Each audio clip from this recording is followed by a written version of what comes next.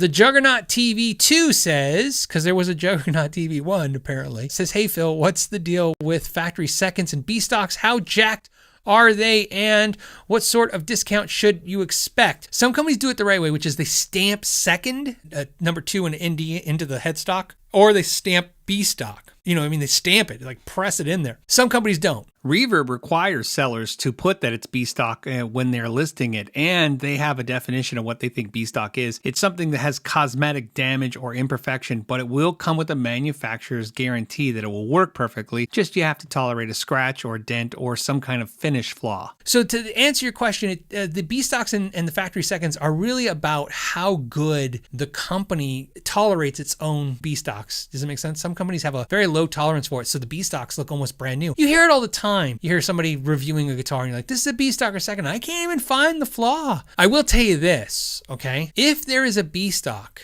or a second and they don't stamp the guitar with that, it's always a good deal to buy. Because when a guitar is used, whatever the blim, whatever the problem with the guitar is, when the guitar becomes used, when it qualifies as used and you have it now as used, no one's going to care that it had, that it had a problem before, because you're going to have micro scratches in it, pick scratches, play usage on it. So it will just be a used guitar like a normal new guitar. It usually doesn't get affected too much in the resale value. And a lot of times, even if you wanted to disclose it, because it's just a good thing to do, a lot of times when it gets sold to somebody else, no one even knows. There's all kinds of B stocks. Right now, there's 1,238 of us hanging out right now. It's very possible that there's at least a dozen to 2 dozen of you right now who own a used guitar that is a B stock, and you have no idea. You have no clue. I'm pretty sure I do. Well, I've bought B stocks. I've bought them as recent as this year, but there could be one of these guitars behind me that I bought used as B stock. So, or factory second. So, good deal. And this is also a good time to point out that sometimes B stock isn't even B stock. Sometimes the retailers or the manufacturers will call some items B stock or blimmed or second and say, hey, yeah, if you find them a little blemish on this, it's going to be fully warranted and taken care of. However, you'll find that they'll have 10 in stock or 5 in stock. Now, in that case, it's possible they just bought a bunch of blemish units from the manufacturers to give the customer a deal. And sometimes it's just a way to kind of come up with an excuse to give a discount. Either way, they just want to move a lot of inventory. You're going to get a better deal. You have a warranty to back it up. Like I said, if you don't mind a little cosmetic blim, it could be a great deal. So to answer your question is, good deal for the most part. Very rarely is the company so sloppy that their B stock is just junk.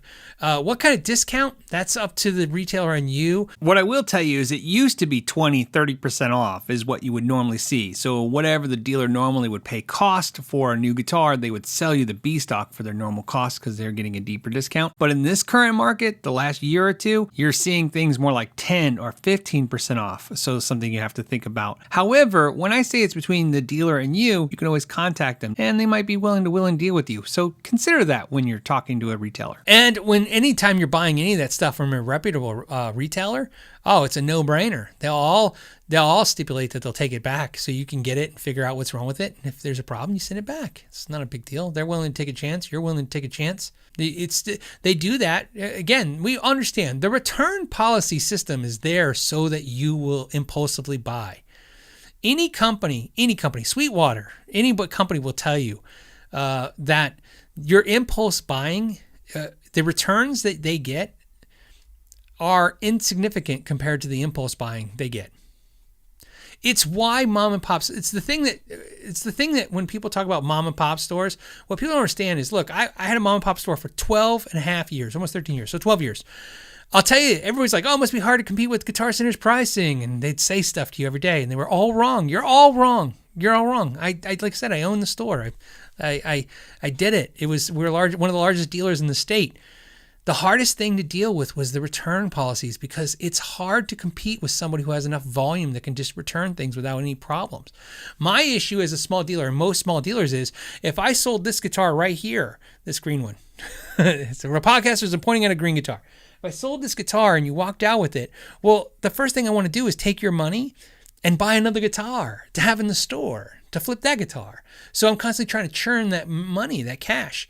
It's hard to sit on cash, and it was hard to sit on inventory. It's the hardest thing for any mid-sized to small-sized dealer to do. And so return policies were the hardest things for small companies. We do in-store credit, and then we go, well, we could do a cash return if you don't like it, if it's defective. It was a tough thing to do. Because you had to keep the capital for the returns and not put that back into inventory. My point is, support your small businesses when you can, because it's a good thing to do. Keep in mind, one of the things that is nice about small mom and pops is they should have less returns because they should be taking more time to help you buy the right thing. I hope that makes sense. My average time with a customer, as you can see, I'm a long-winded 2-hour talking a week guy. Anyone that knows me knows I just don't shut up. That's how it was in my store. There was never anybody who was like, man, he just didn't give me enough information.